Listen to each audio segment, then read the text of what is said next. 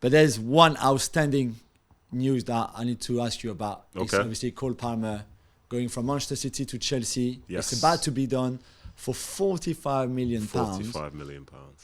What do you make of this? Do you know, I think you can see it in two ways. Some people ask the question, well, Cole Palmer to Chelsea in general, but then when you see the fee itself, it's like, that seems like a lot of money for somebody that doesn't really start for Man City. Like, he scored a couple of big goals so far this season, but still he's not being awarded the starts, and he wasn't last year either, and he's not like he's 18. But speaking with Julien who's trained with him for the under-21s, he says he's a really good player. He says he's got really great potential, all this stuff.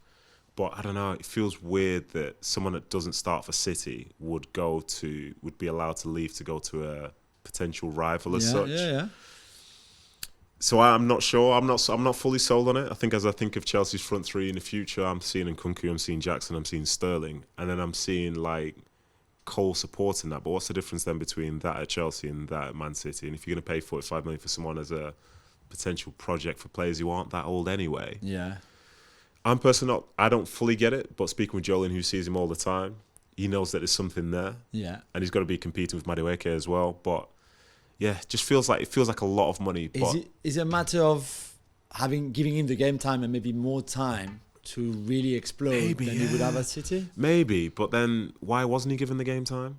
You know what I mean? This is a question that I sometimes wonder about in certain places. Like, why?